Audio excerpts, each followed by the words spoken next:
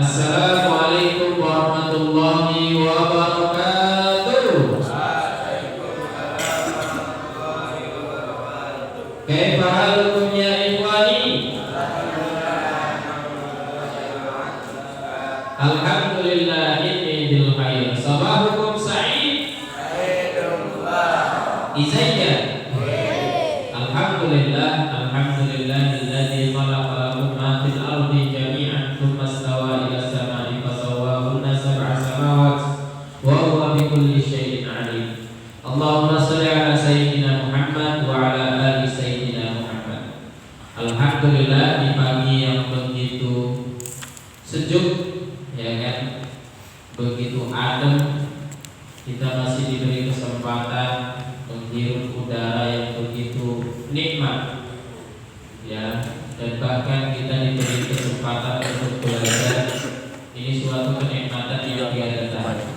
Apalagi yang kita pelajari adalah hal-hal yang baik, hal-hal berkaitan tentang agama kita, yaitu agama Islam. Sebelum kita mulai, ada baiknya kita kirimkan Al-Fatihah, nursil Al-Fatihah li mu'allifi hadzal kitab, ya, wa huwa Syekh Al-Adib Al-Kabir Syekh Imam Al-Ghazali, asa an yanfa'ana bi ulumihi nafsa al-masani. Al-Fatihah. A'udzu billahi minasyaitonir rajim. Bismillahirrahmanirrahim.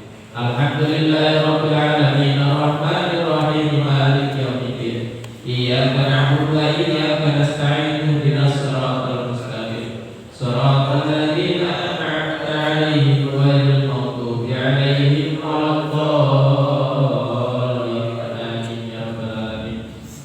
Baik, kita lanjutkan. Nastamir. Wa'lam anna riya'a yatawalladu min ta'dhimil khalqi. Wa'lam, ketahuilah, anna riya', sesungguhnya sifat riya. Riya itu apa sih? Riya itu dari kata ro'a, sesuatu yang pengen dilihat. Ya, mana ya? Riya itu ro'a, pengen dilihat. Nah, kamu latihan tuh. Latihan bagaimana supaya tidak ngantuk, ya, dan latihan supaya tidak riya. Karena riya ini bisa membakar amal perbuatan kita. Ya, mohon maaf, kamu kalau riya itu ibadah yang begitu besar tidak ada artinya dan tidak mendatangkan pahala dan keridhaan dari Allah. Anda riya, sesungguhnya perbuatan riya itu pengen dilihat. Ya tawallatu, lahir min ta'zimil khalqi, dari menganggap agung suatu makhluk. Nah, maksudnya apa Ustaz? Maksudnya seperti ini. Kamu menganggap Ustaz Oman atau Kiai Imam Hambali itu wah agung banget nih, ya kan? Akhirnya karena menganggap makhluk itu agung, kamu akhirnya pengen dilihat orang tersebut.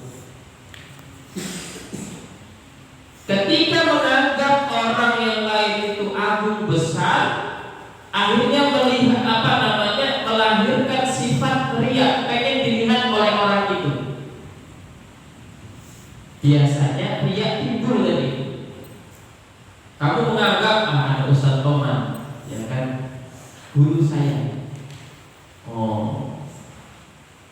atau ada Kiai Imam Hambali, beliau sangat agung, ya, menghormati keagungan beliau boleh, tapi biasanya dari penghormatan yang besar itu justru bisa jadi timbul sifat riya.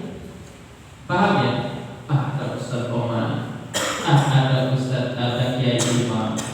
Akhirnya sholatnya tambah pengen dilihat oleh beliau, pengen dilihat oleh Ustaz Oman.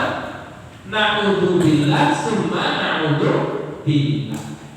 Kita boleh mengagungkan guru kita, kita boleh dan harus menghormati kiai kita, tapi jangan sampai penghormatan itu melahirkan sifat riya, pengen dilihat.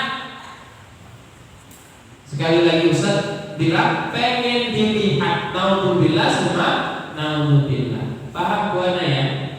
Nah, gimana kamu tuh mengucapkan kata terus ini? Nah, itu riya.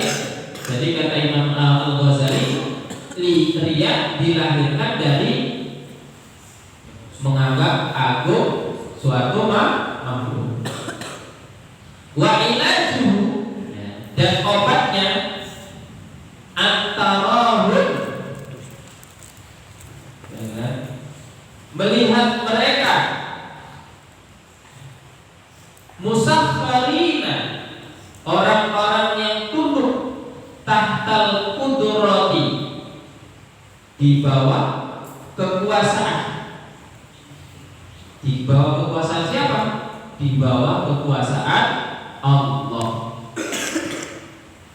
Wa tahsibahu, dan menganggap mereka kal jamadati, ya seperti, mohon maaf, benda-benda mati. Fi adami qudrati, ya, tanpa adanya kekuasaan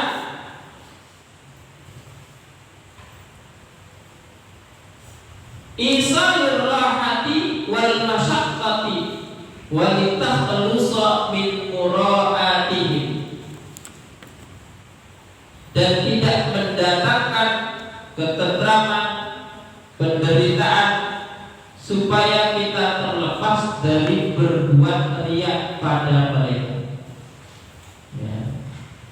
Jadi kalau pengen tidak riya, kadang-kadang, mohon maaf, bukannya kita tidak menghormati seseorang, tapi kadang-kadang kalian harus menganggap, mohon maaf, Ustadz Oman jadi Ustadz itu karena kekuasaan,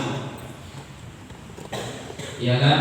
Ataupun siapapun itu, ada guru kalian, ada presiden sekarang, ada orang yang mulia, itu semuanya karena kekuasaan Allah. Kalau tidak ada kekuasaan Allah, maka mereka tidak apa, tidak dan bukan apa-apa. Ustaz anggap kalau Ustaz Oman saja lah, nggak Ustaz sendiri. Ya. Kalau bukan karena kekuasaan Allah, Allah tidak akan membuat yang namanya Ustaz Oman ini bukan apa-apa, la syai', bukan apa-apa, hanya benda mati. Artinya Ustaz Oman menjadi ustaz, menjadi guru di sini karena kekuasaan Allah. Dan kalau kalian sudah memulai timbul sifat riya, maka mulailah menganggap, mohon maaf, anggaplah Ustaz Oman itu seperti benda mati. Yang artinya apa? Yang artinya Ustaz Oman itu tidak bukan siapa-siapa tanpa kekuasaan Allah. Paham ya? Ketika kalian bisa menganggap hal itu, maka akhirnya kamu melahirkan sifat ikhlas, yang akhirnya perbuatan apapun itu kembalinya tujuannya kepada Allah. Paham ya? Paham? Dan itu harus dilatih kan? Ustaz katakan sekali lagi, itu harus dilatih. Kalau tidak dilatih, maka selamanya dia akan menghasut dirimu dan selamanya tidak mendatangkan pahala apapun dalam seluruh amal ibadah. Karena ada hadis, ya, riya itu bagaikan api yang membakar kayu kebaikan. Jadi kalau seandainya ada riya, mohon maaf, riya itu tidak terlihat. Ini bahayanya riya. Riya itu tidak terlihat. Kadang orang yang melaksanakannya tidak sadar. Langsung busuk karena ada obat, ada alat santri, langsung busuk. Ya, karena ada dilihat alat santri itu, ada alat santri yang ini langsung busuk. Ada ustaz obat, langsung busuk. Bismillahirrahmanirrahim. Sampai seakan-akan mau nangis dia kok. Sujudnya lama. Ya enggak? Pokoknya sholatnya beres lah. Seakan-akan ngalahin para nabi seperti itu. Ya kan? Saking saking khusyuk versi dia. Namun sayangnya apa? Ada timbul ria, pengen dilihat kok ada Ustaz Komar, jadinya khusyuk. Kenapa kamu tidak melakukan itu untuk Allah? Kenapa kamu tidak menganggap ada Allah yang melihat saya? Ada Allah yang memperhatikan saya yang Maha Agung. Sedangkan Ustaz Komar itu bukan siapa-siapa tanpa kekuasaan Allah. Paham ya? Maka bahayanya dia, Ustaz katakan akan membakar dan bahkan akan menggugurkan seluruh pahala ibadah kita. Bahkan ria itu termasuk syirkul asghar, syirik kecil. Kenapa dikatakan syirik kecil?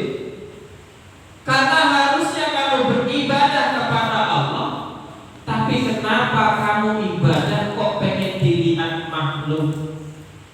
Ustaz ulangi lagi, ria itu tergolong syirkul asghar, syirik kecil.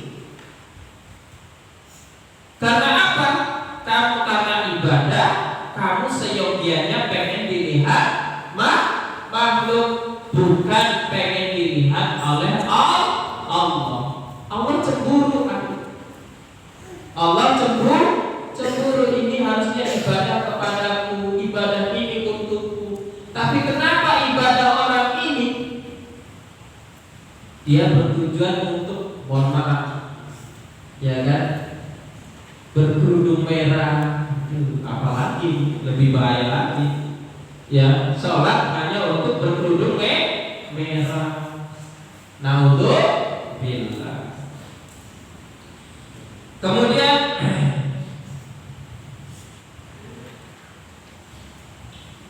wa mata tahsibuhu dawi qudratin wa iradatin lan yab'uda 'an karya.